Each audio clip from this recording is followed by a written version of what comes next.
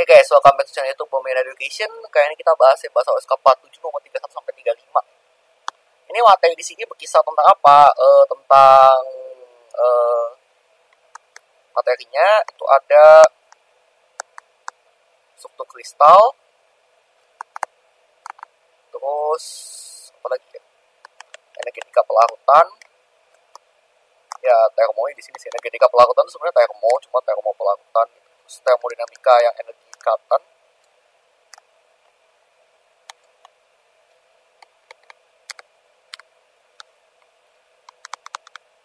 Energi ikat sama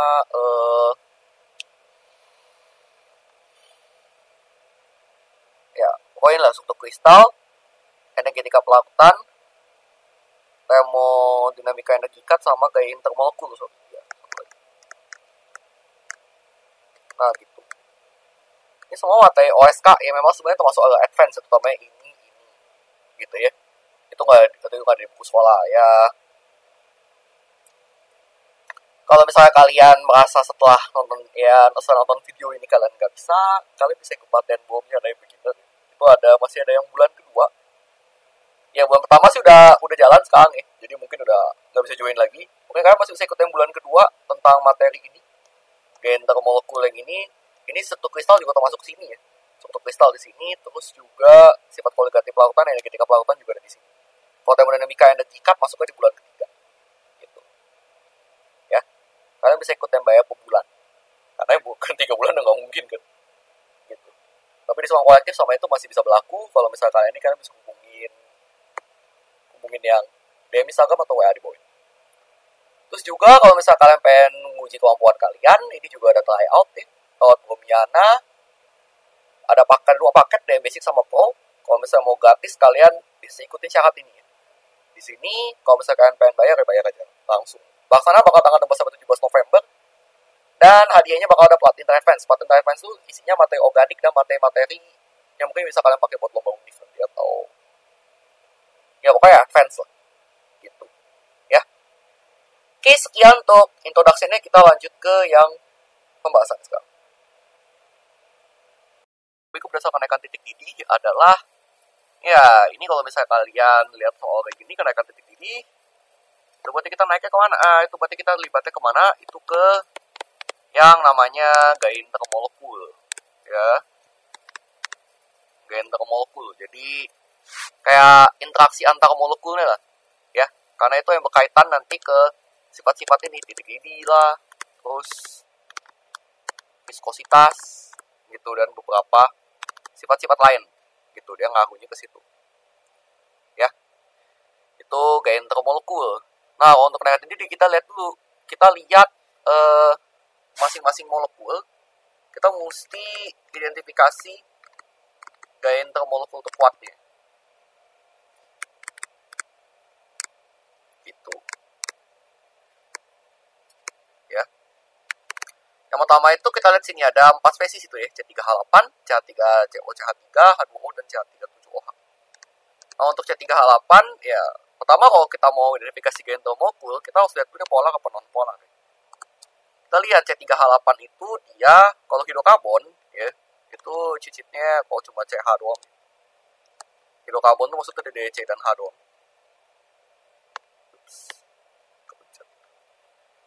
Kalau misalnya tadi dari C dan H doang, itu pasti dia non-polar.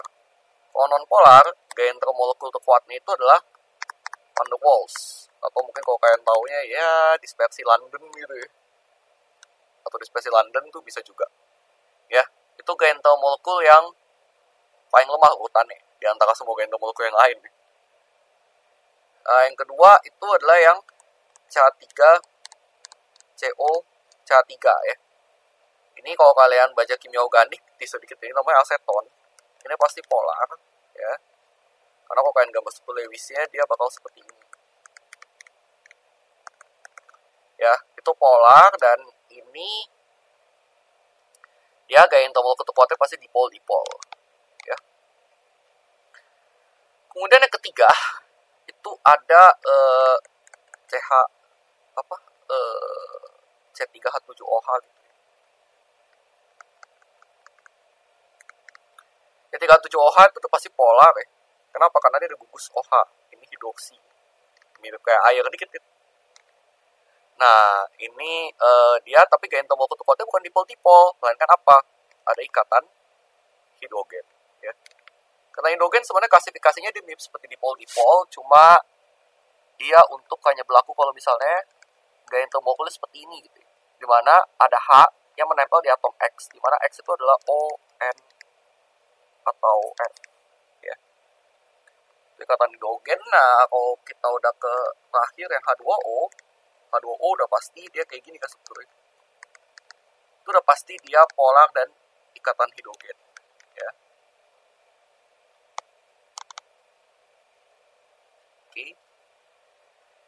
Oke, itu buat ininya. Nah, sekarang tinggal kita lihat aja urutan gaya intermolekul, ya, urutan kekuatan gaya intermolekul. Ini hafalan ya. Jadi harus dihafal. Itu ada apa? Itu ada dari sini VDW atau London. Kemudian ada dipol-dipol. Ini kakak nggak jabarin secara detail, ini masih kelas besar ya. Dipol-dipol sebenarnya ada ikatan, ada dipol-dipol terinduksi, ada pemanen dipol, tergantung dari ini. Kemudian ada ikatan hidrogen, yang terakhir ada PDW, dipol-dipol, ikatan hidrogen, terus ion dipol, dan ion-ion, ini senyawa ion. Ini biasa untuk senyawa-senyawa ionik, kayak NaCl gitu-gitu. Nah, ini dia makin kesini tuh makin kuat, ya. Jadi urutannya, karena gaya intermolekul itu kalau makin kuat, titik didih juga bakal makin besar. Kita bisa simpulkan kalau ini ada lagi, bukan lagi, C38 pasti yang paling lemah. Ini yang paling lemah ya. Kemudian CH3 ini yang dipol-dipol yang kedua lemah. Jadi kita udah nomor 3 aja, nomor 4, nomor 3. Terus, nah, ini kan sama-sama ikatan hidrogen nih. Tapi kita lihat faktor-faktornya. Yang pertama, H2O itu bisa 2 ikatan hidrogen. Dan yang ini cuma 1 ikatan hidrogen. Yang kedua ada, ya memang MR-nya berapa ini? 36 tambah 7, 43 tambah 16.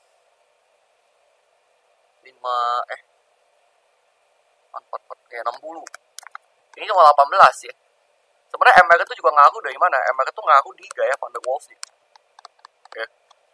Jadi sebenarnya ini agak timpang sedikit kalau kita bisa bandingin ini sesungguhnya ya. Karena MR beda jauh. Yang kita bisa bandingin tuh yang MR mirip-mirip sebenarnya. Ini kalau kalian perhatikan, MR ini ada kalau aseton tuh 30, 12 tambah 16, 58. Ya. Kalau yang ini kan 36, 44. Nah, kalau ini kan gak tau beda-beda jauh banget ya. 44, 58, 60 tuh masih bisa masih terima lah. Tapi kalau udah sampai segini beda jauhnya, 1860 itu agak jauh sebenarnya. Tapi karena H2O 2 ikatan hidrogen dan 1 ikatan hidrogen, jadi masih bisa kita simpulkan kalau yang H2O masih nomor 1. Kalian bisa cek datanya nanti. Yang ini dia nomor 2.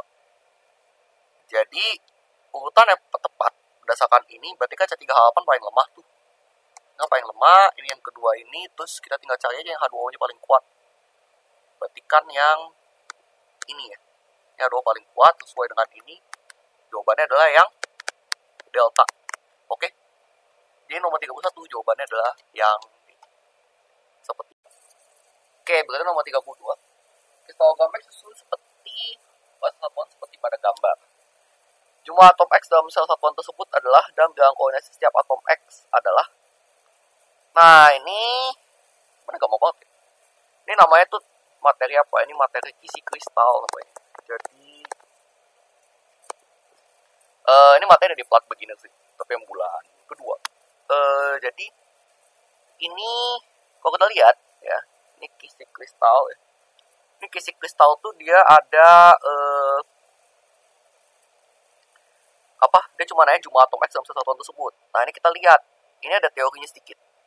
Jadi kalau kita gambar ini, kita baca kayak sebenarnya kristal tuh udah banyak, cuma kita baca yang kubus aja kalau untuk kimia dasar. Jadi ini ada,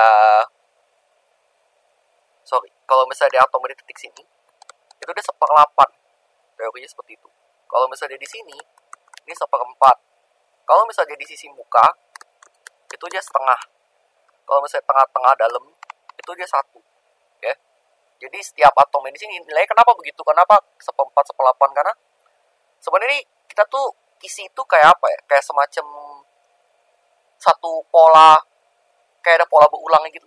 Jadi kalau kamu bayangin nih, kalau kalian bayangin nih,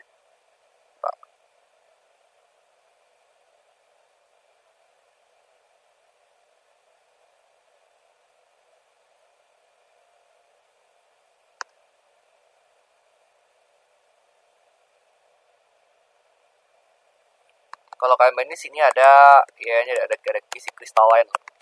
Ada kubus lagi, ada sini atas ada kubus lagi, di atas ada kubus lagi, di sini ada kubus lagi, ya kan? Di depan sini ada kubus, belakang sini juga ada kubus, ya kan? Jadi intinya tuh kayak satu atom itu kayak kebagi 8 kubus, makanya dia seperlapan satu titik sudut ini. Yang ini kebagi 4, makanya seperempat. Yang di sini, ya di sisi muka kubus itu dia kebagi setengah, sementara di dalam sini tuh ya dia utuh, tetap satu, gitu. Nah, jadi kita tinggal lihat aja nih atom-atomnya yang mana aja gitu ya. Nah, ini kita lihat aja, ini kan seperlapan nih. Nih titik sudut kan ada 8 nih. Seperlapan, kita identifikasi seperlapan, seperlapan, seperlapan, seperlapan, seperlapan, dan seperlapan. Terus yang di muka itu dia ada ini setengah, ini setengah, setengah, setengah, setengah, setengah. Nah, kalau yang di sini ini masih termasuk dalam kubus ya. Jadi kita lihatnya ini satu, satu, satu, satu, satu. Ya, kita tinggal hitung aja berarti. Yang satu kan ada 4 kali 1, tambah ada 8 kali seperlapan, terus tambah 6 kali setengah. Jadi Bapak itu 4 tambah 1, 5 tambah 3, total 8 ya. Oke, yang 8 ada 2 ya. Ada A sama B. Nah, kita sekarang bilangan koordinasi. Bilangan koordinasi itu apa? Bilangan koordinasi itu adalah jumlah tetangga dengan jarak terdekat dari satu atom tertentu.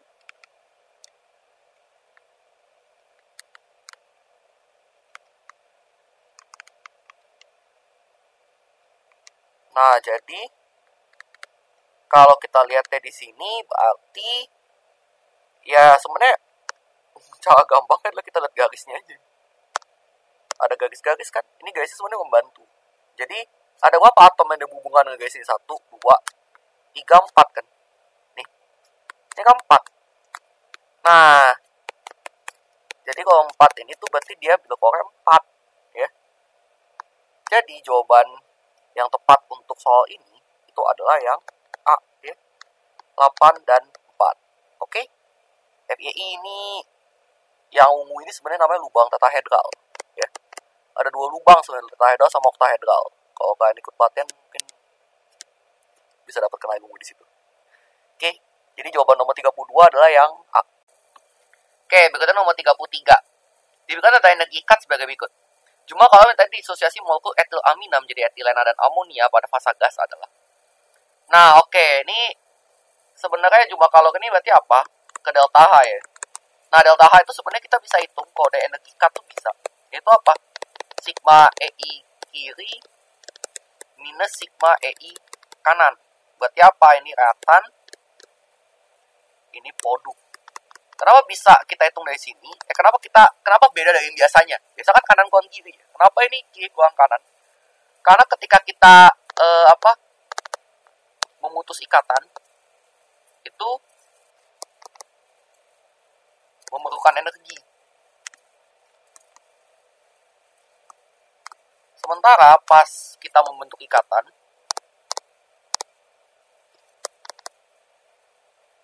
itu akan menghasilkan energi. Makanya kenapa dia rumusnya kayak gini, kebalik. Dan energi ikat ini cuma bisa berlaku untuk apa? Untuk reaksi yang berada dalam fase gas sih.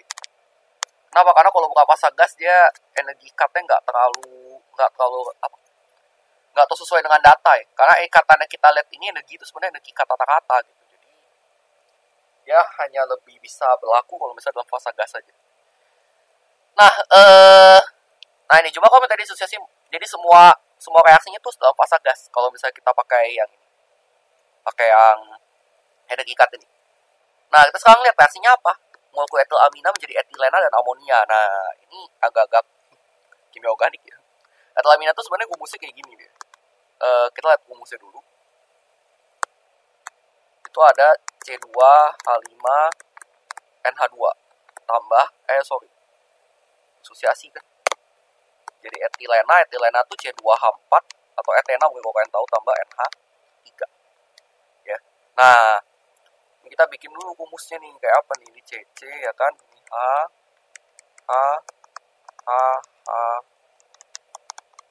ini NH2 ya kan.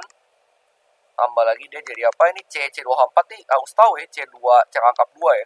Kalau dari mana baca kimia organik jadi ini agak nyinggung kimia organik dikit sih. NH3 ya, kita nggak gambar PB karena sini nggak butuh. Kita lihat sekarang ya, kita breakdown ya, sebelah kiri ada berapa ikatan ya. Ini kan koefisien udah setara semua nih. Jadi pastiin dulu pas kalian bikin ini udah setara dulu semua nih. Udah setara kan? Kalau udah ya udah. Tinggal yang kiri itu berapa, dia ada 1 CC, kemudian ada 1 2 3 4 5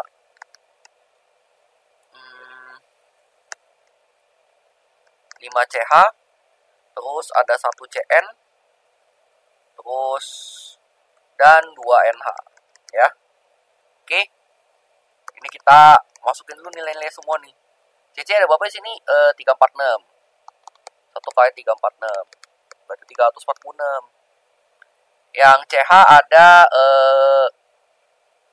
413. 5 kali 413 sama dengan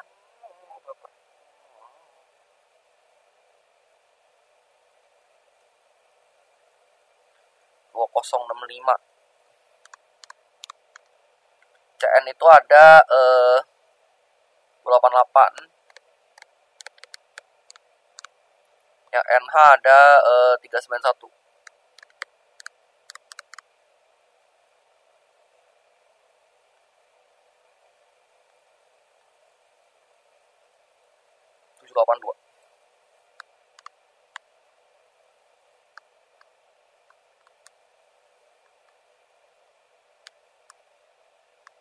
Oke,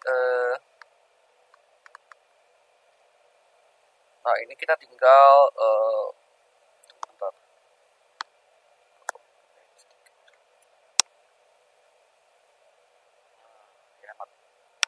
Oke. Nah, ini kita jumlahin aja semua. Kita jumlahin dulu.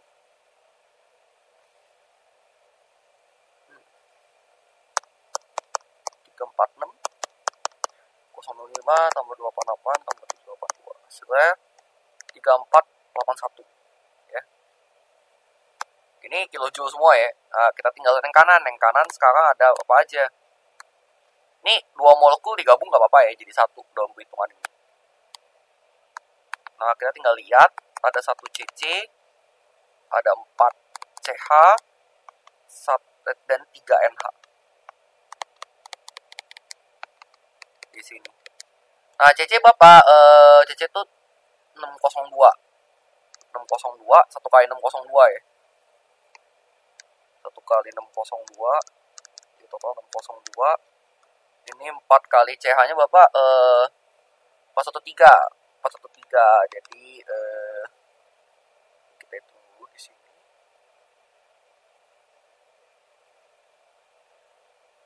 652 dan 3 NH. NH berapa? 391.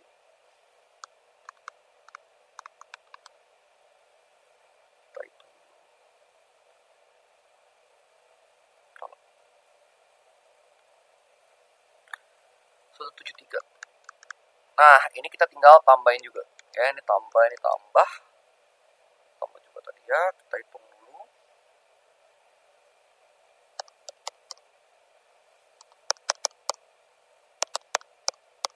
Tiga empat 27.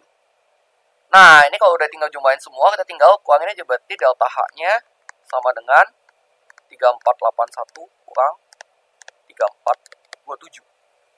Jadi, jawabannya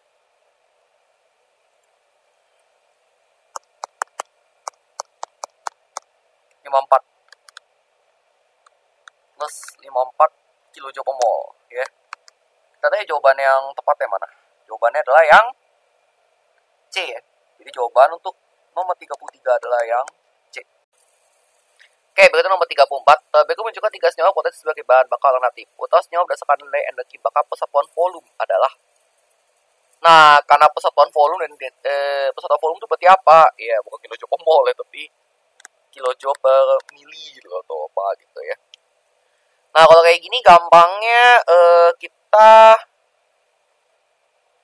ini nggak bisa dikira-kira ya, karena nilai delta Hc sama densitas ini MR juga beda-beda. Kita asumsi ada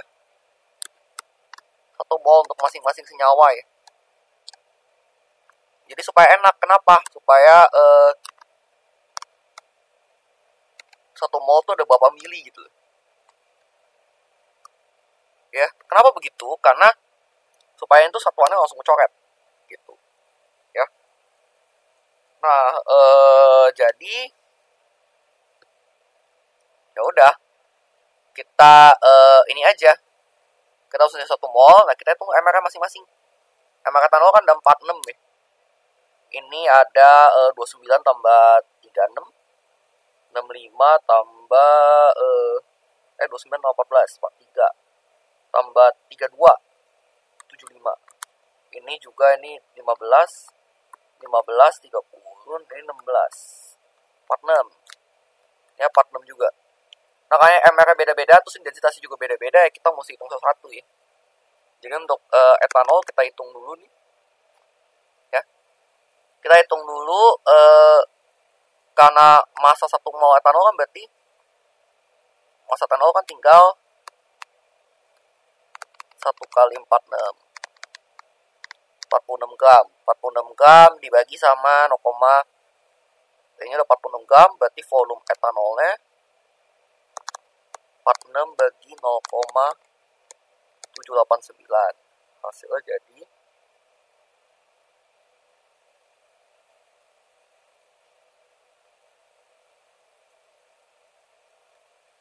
58,3 mili. Ya, berarti delta Hc-nya berarti berapa? Minus 1367 bagi 58,3. Hasilnya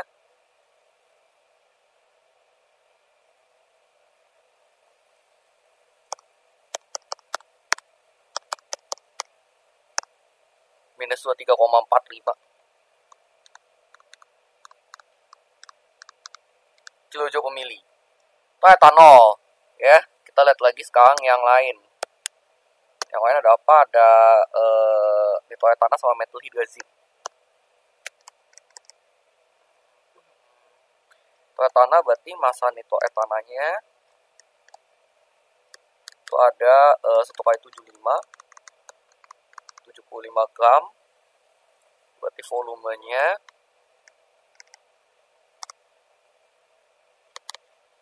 75 dibagi sama 1,052.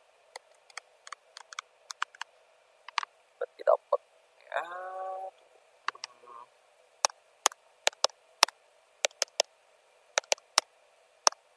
71,29 mili. Berarti delta Hc-nya minus 1368 dibagi 71,29. Hasilnya jadi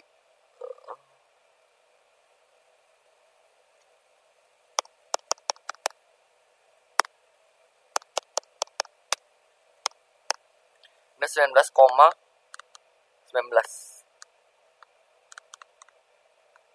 kilojoule per mili. Dan terakhir adalah kita hitung untuk apa? Metal hydrazine.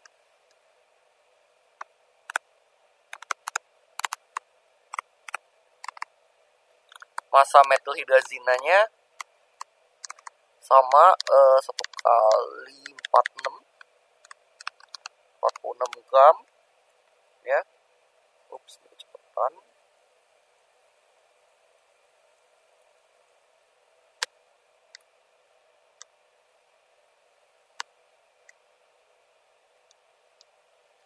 Habis itu metal hydrazinanya berarti kita hitung aja. Ada densitasnya kan? Densitasnya berarti V-nya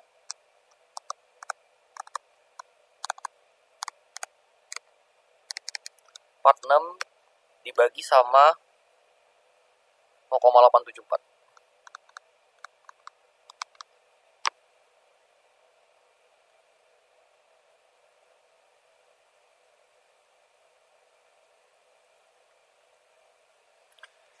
...52,63 mili.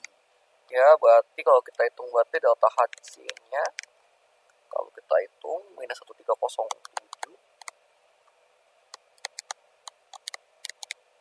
2,63 minus 24,8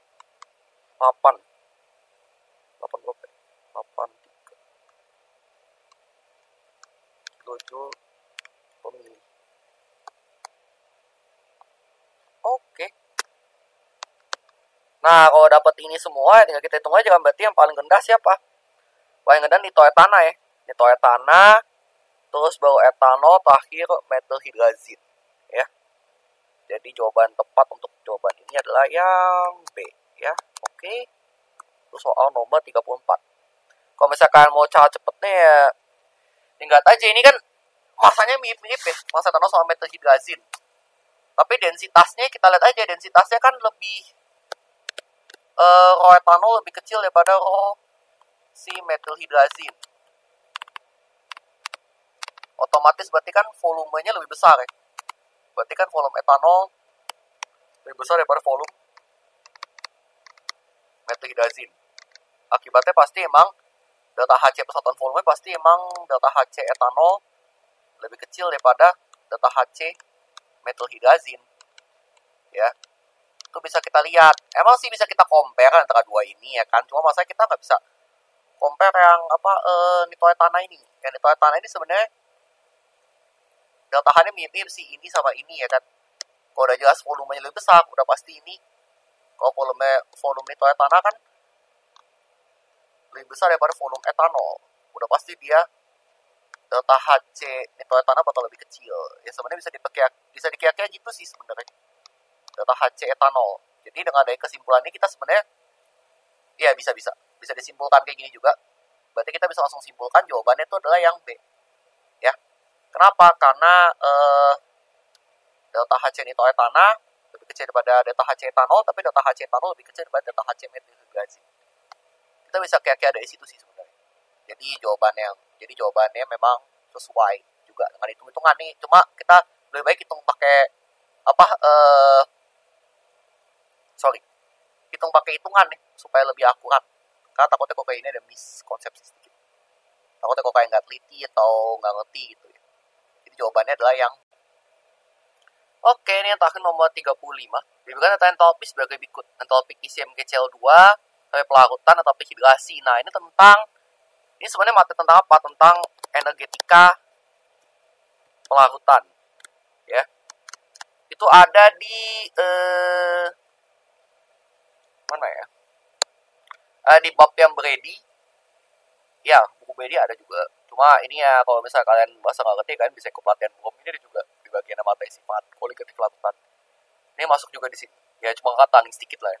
Karena ketika pelarutan itu sebenarnya ada yang untuk padatan, ada yang untuk cair, ada juga untuk gas. Nah, karena ini dia pakainya MgCl2 ya kan. Ini kan MgCl2 nih berarti untuk yang entalpi pelarutan yang energetika pelarutan yang padat. Ya. Kalau padat tuh skemanya kayak gini. Ini ada MgCl2 ya kan, solid, ya kan. Nah, dia bakal jadi ini dulu, Mg2 plus gas tambah 2 Cl minus gas, ya. Oke. Habis itu dia ini kan turunnya jadi MgCl2 aqueous kan. Sorry. Ini kita turunin dulu nih. Turuninnya kemana? Ya, ini ada terhidrasi ceritanya Mg apa? Ini jadi Mg2 plus aqueous. Misalnya Mg2 plus aqueous tambah Cl2 minus aqueous itu langsung ke sini. Lihat dulu. Ini kan kita skemain dulu nih. Ini kenapa kakak bikin ini dulu? Karena ini adalah kebalikan dari energi Kisi, ya. Minus delta H Kisi MgCl2. Kenapa harus minus? Karena ini kebalikan dari reaksi energi Kisi. Ya. Oke, cuma kita lihat dulu. Karena delta Kisi di sini udah plus, energi Kisi itu selalu negatif masalahnya kalau misalnya kita pakai tanda negatif ini. Jadi abaikan saja tanda negatifnya. Karena kalau yang biasa, jadi kan mesti waspada di ini juga ya. Karena biasanya entalpi Kisi itu tergantung definisinya, karena ada buku yang karena buku beda-beda ya. Kalau entalpi Kisi itu nominal apa? Normalnya negatif. Ya. Normalnya negatif. Itu kalau misalnya dia reaksinya kayak gini.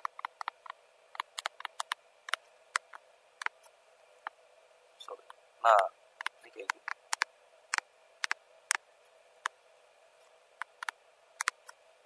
MgCl2 solid. Nah, ini pasti negatif ya. Tapi kalau misalnya udah positif, berarti udah merujuk ke reaksi kebalikan nih. Karena data tiap buku beda-beda ya.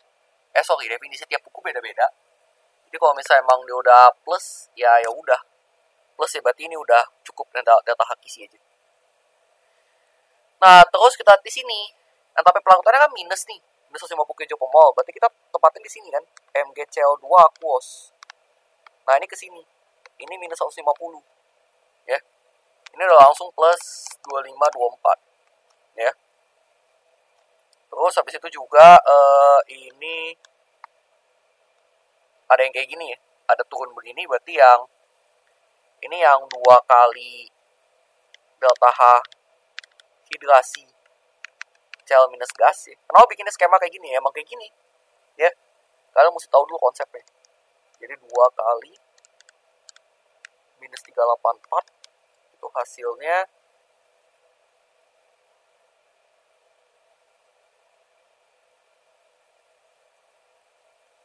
minus 768 kilojoule. Terus ini ya tanya ini kan. Nah, kita sebenarnya kalau kita mau bikin hukum Hess-nya itu adalah delta H pelarutan itu sama dengan delta H Kisi ditambah dengan delta H hidrasinya sebenarnya ya. Jadi ini berarti apa? 2524 minus 768 minus X sih. Tambah X sih.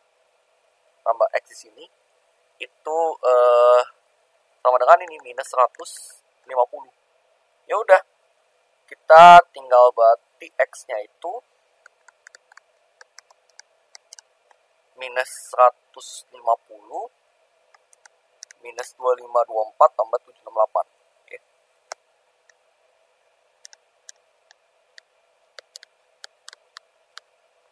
Terus 768. Nah, jadi kalau misalnya kita hitung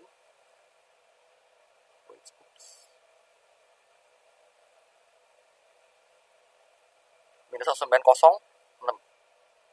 ya. Kalau kalian nggak ngerti, kalian harus baca konsepnya dulu gitu ini. Jadi minus 1906 kilojoule ya per mol ya. Ini udah per mol karena kan emang untuk 1 mol kan. Soalnya kan Mg cuma ada 1 doang. Kalau Cl ya ada 2, jadi sekali 2. Jadi jawaban tepat untuk soal nomor 35 adalah yang C. Oke. Itu jawabannya. Oke, sekian untuk pembahasan naskah nomor 31 sampai 35 ini. Jangan lupa di like, comment, share, dan subscribe jika kalian merasa video ini manfaat.